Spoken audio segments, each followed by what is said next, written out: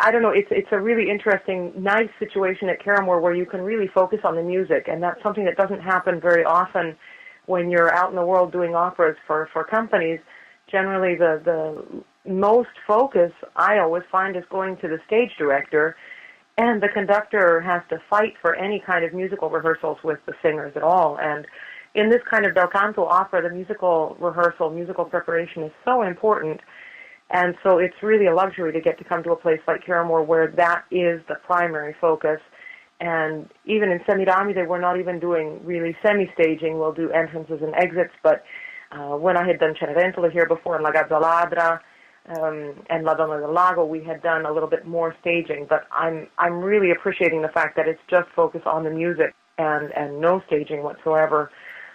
Beyond just entrances and exits, just because Semiramide is such a dense piece of music. It's a really large opera, and I think it merits all the attention it can get on just the music. As you said, in some productions you may spend more time with the stage director than with the orchestra and the conductor.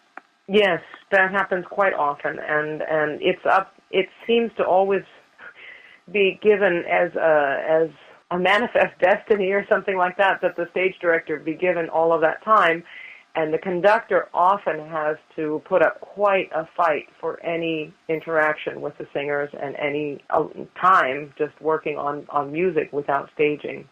That tends to be pretty much at a premium. There are a lot of people I talk to who are quite upset about that. In America, tastes... That can be fun, too. I don't know, some people call that kind of Eurotrash also, where it's just kind of for the sake of doing strange things on stage.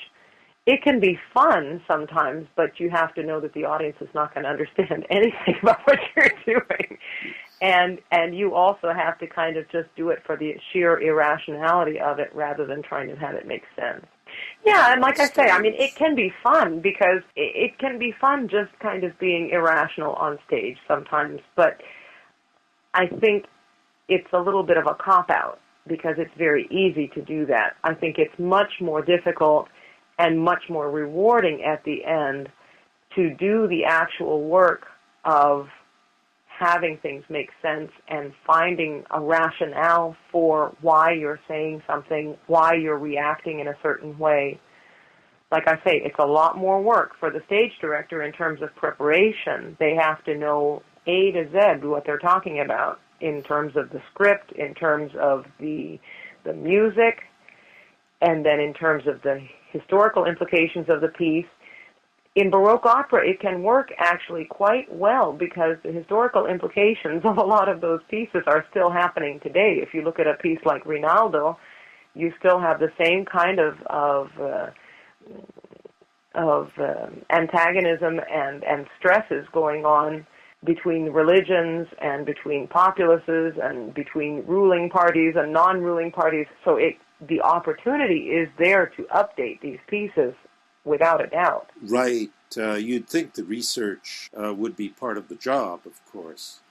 Well, yes. There are a lot of opera companies, though, and there are a lot of stage directors. And the one thing that I find, I was talking with Will about the other day also, that I find a bit insulting is that the opera companies have a tendency now, it's all the rage to have film directors come in and do the work. And I don't understand that so well. It's a very different genre from film. It's a very different genre from straight theater as well. And I think it takes a different, you can't just implant a film director into an opera. I think that more attention needs to be paid on the stage director side themselves, and it's not an easy gig, I think.